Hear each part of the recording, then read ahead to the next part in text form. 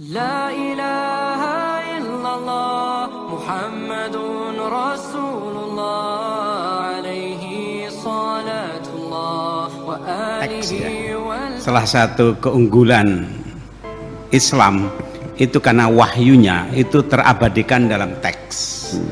Kalau saja tidak terabadikan, itu akan kemasukan dongeng-dongeng, mitologi, cerita-cerita yang kemana-mana. Itu. Walaupun Al-Quran sendiri, nah ini saya ingin nanti dari Buya menjelaskan, ada ungkapan yang historis, ada ungkapan yang metaforis, ada ungkapan-ungkapan yang sifatnya itu puitis, dan ini kan tidak ada kepastian secara mutlak. Dan ketika otak bekerja, otak itu selalu berpikir dengan gambar. Misalnya ada teman saya bilang Buya Syakur, maka yang muncul bukan BUYAS, bukan deretan huruf itu. Yang muncul di otak saya adalah wajah Syakur gitu. Jadi berpikir itu dibantu dengan gambar otak. Misalnya gini, saya bayangkan, jangan bayangkan ada gajah warna pink berjalan di depan kita, jangan bayangkan gitu kan. Anda malah bayangkan kan gitu. Karena otak itu bisa bayangkan. Nah makanya dalam Al-Quran itu sejalan dengan otak barangkali, maka dengan misal surga, bidadari, kebun, karena tanpa gambaran-gambaran itu menjadi abstrak sekali gitu. Sementara Tuhan laisa kamitslihi syai'un, tapi manusia itu sulit untuk berpikir tanpa gambar. Yang satu, maka disebut kemudian manusia itu sebagai homo simbolikum, menciptakan simbol-simbol. Kita ini kan hidup dengan simbol-simbol. Memang betul. Dunia komputer itu simbol-simbol, dengan simbol. Asma itu simbol. Nah, asma itu simbol, name and the name, al ismu wal musamma, kan beda. Dengan simbol-simbol itu kemudian informasi yang lama bisa turun temurun ditransmisikan. Bayangkan kalau nggak ada simbol, repot sekali kita. Orang pintar meninggal, ya ilmunya juga hilang saja. Yang berikutnya lagi, tadi saya ingin meresponi bahwa bahasa tubuh isyarat. Kalau di rumah itu kita 40% itu ngomong bahasa tubuh loh, nggak perlu ngomong gitu. 40% diamnya suami istri damai itu beda dengan banyak ngomong tapi tengkar kan. Karena bahasa yang semakin dalam itu sesungguhnya bahasa feeling gitu. Nah tapi kembali saya kepada Buya ingin tanya tadi bahwa wa ja'alnakum syu'uban wa qabaila lita'arufu ya. Ta'aruf itu dari kata salah satunya kan uraf. Mungkin uraf itu kan sesuatu yang dikenal, ma'ruf. Jangan-jangan ma'ruf itu maknanya local wisdom, kebajikan yang telah diakui bersama oleh masyarakat itu. Oh, yang diingkari al-mungkar kan? Kriminal. Ya, kriminal karena. Jadi li ta'arufu itu artinya apa? Exchange the local wisdom. Jadi kita ini walaupun beda bahasa, beda agama, beda budaya, masing-masing komunitas itu punya ma'ruf. Dan mari kita exchange, perkaya. Itu yang saya katakan passing over itu. Makanya bagaimana bahasa, bagaimana Al-Quran itu menjembatani, mewadahi, membimbing, tapi jangan kemudian mengkerdilkan gitu. Jadi kebenaran yang universal, yang inklusif, jangan kemudian malah dikurung menjadi eksklusif. Itu kesan, respon sekaligus pertanyaan saya buat Buya. Makasih Buya. Oke, selanjutnya gini, kan ada di ayat yang mengisyaratkan ketidakmungkinan, kemustahilan, yaitu hatayya lijal jamalu summal khiyat, sampai diterjemahkannya dalam terjemahan semuanya dan bahkan tafsir sampai onta masuk lubang jarum. Ini nggak masuk akal, masa nggak nyambung dong, onta masuk lubang jarum. Al jamal itu bukan onta, tali tambang buat ngikat kapal ya sebesar ini nih. Oh itu. Ya kan? masalahnya. Nah, jadi ini kan kesalahan.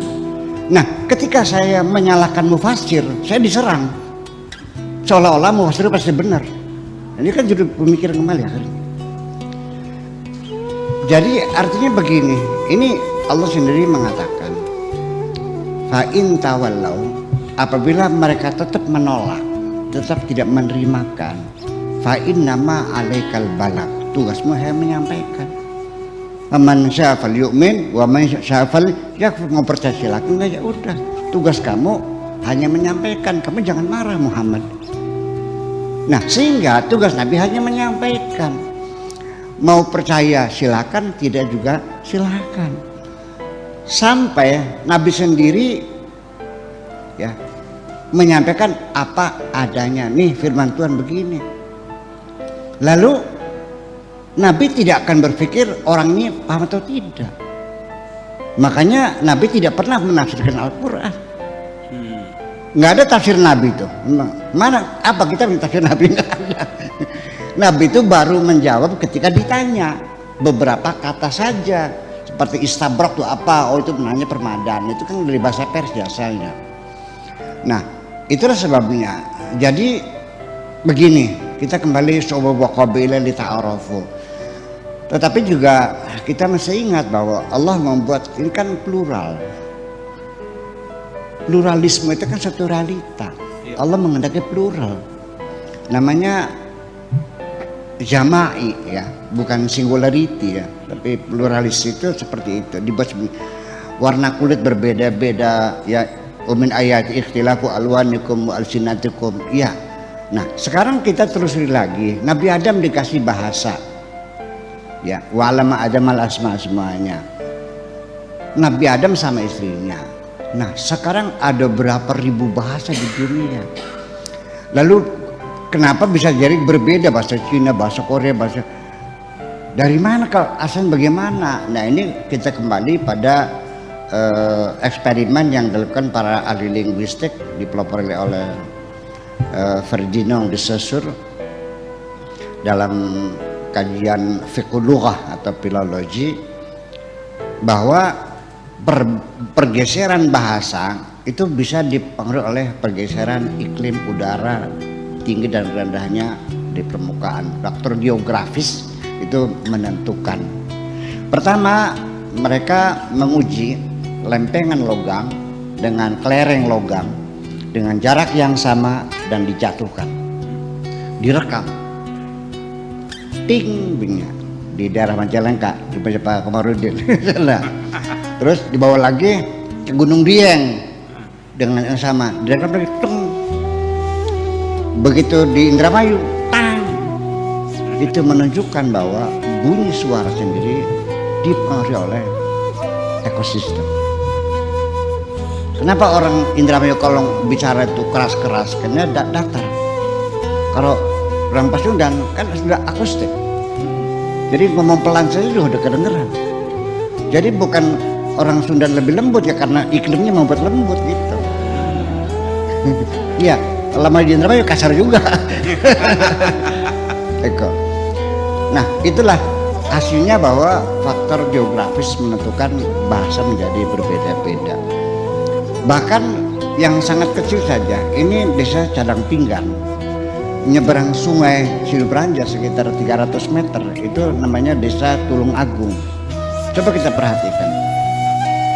Untuk kata tunjuk, dekat, kin, agak jauh, kun, jauh sekali, kan. Perhatikan, kin, kun, kan. Nyabrang sungai, bilangnya begitu, ciwin, kun, kawan. Kita bilangnya kerteng. Sampai di sana di Kempat, di Losarang, bilangnya sasak. Sampai di Indramayu Kota namanya wot. Apalagi Indonesia dengan Inggris. Itu. Tetapi sekalipun kita menerima memang faktor geografis itu menentukan bahasa berkembang berbeda, tetapi ketika kita bicara masalah struktur bahasa tidak bisa terjawab. Dari situ kita selalu bertanya, Nabi Adam itu makhluk pertama, bukan sih.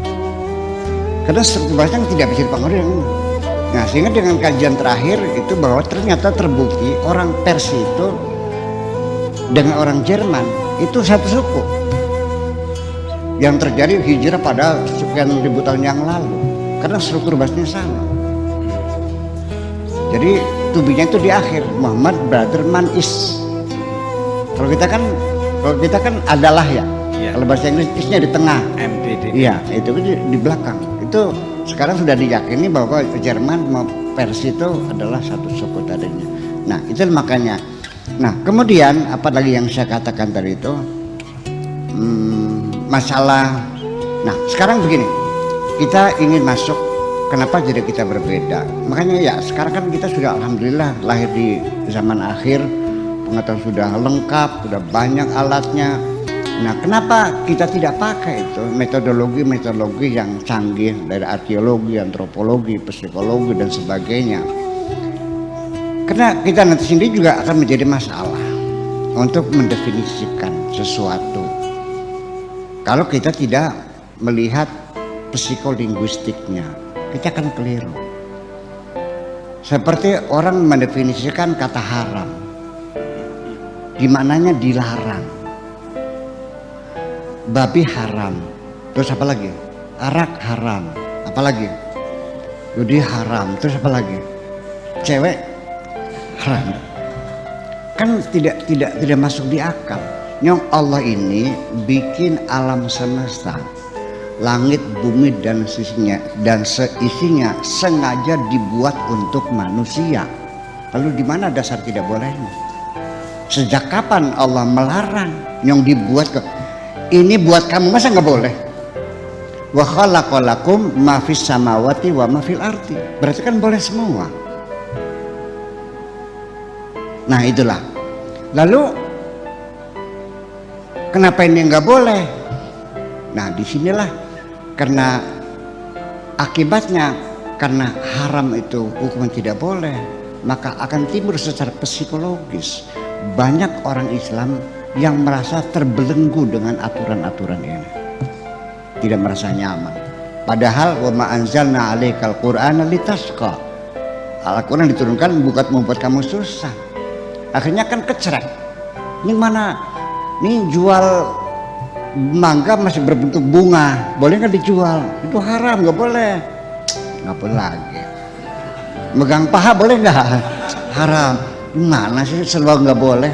Apalagi sampai HP, sampai TV, dia haram. Dari mana? Kata haroma itu maknanya apa? Maknanya itu Masjidil Haram, maksudnya apa? Al-Harim apa? Al-Muhtaram.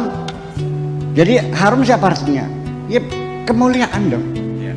Terus dari mana bilang nggak bolehnya? Tidak boleh dalam bahasa Arab itu banyak, ada mana'a, hajaza, hador, banyak melarang itu. Kok kenapa Allah melarang pakai haroma?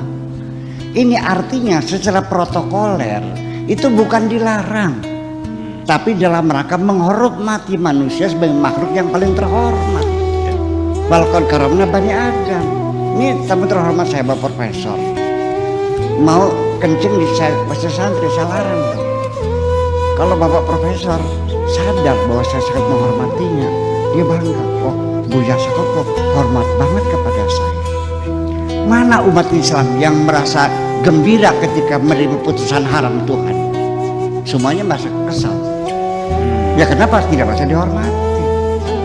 Jadi Allah bukan melarang, tapi protokoler dalam rangka menghormati kamu. Itu menjadi persoalannya. Warnanya mana ahad dan sebagainya. Nah itulah makanya kita kembali bahwa walaqad karamna bani Adam. Manusia ini makhluk yang paling mulia. Malaikat semua suruh bersujud kepada kita. Jadi kalau artinya masalah haram dan halal itu kembali kepada kepribadian kita. Anda sadar lo orang terhormat. Makan es lilin sambil berjalan boleh nggak? Boleh kalau anak SD. Masa Bapak Profesor begitu? Sejak saya lihat makan es berjalan, nggak saya undang lagi. Itu jadi haram itu kita yang merasa kemuliaan, ketika merasa dimuliakan Allah. Ketika diharamkan artinya dimuliakan oleh Allah, bukan dilarang. Nah, kemudian halal juga, halal ya halal itu menempati, bukan boleh, bukan menempati. Fi mahali rofin, fi mahali jasmin. Jadi dari mana munculnya haram dan halal? Semuanya boleh kalau ditempatkan pada tempat yang sebenarnya. Baru tidak boleh kalau tidak ditempatkan pada yang sebenarnya. Alkohol boleh? Ya boleh. Di mana tempatnya? Ya buat membersihin koreng, buat kebutuhan kesehatan, kebersihan, bukan untuk diminum. Topi boleh nggak? Boleh. Di mana tempatnya? Kalau di kaki, ya itu haram. Jadi hal itu bukan boleh. Anda to place the right thing in the right place. Cobek ditaruh di bawah bantal. Nah, jadi persoalannya nanti kesulitannya menempatkan barang mah tidak akan ada demo, Pak. Salah tempatnya. Menempatkan orang pada tempat yang tidak layak di demo kita. Makasih gitu aja. Oke, terima kasih. Iya.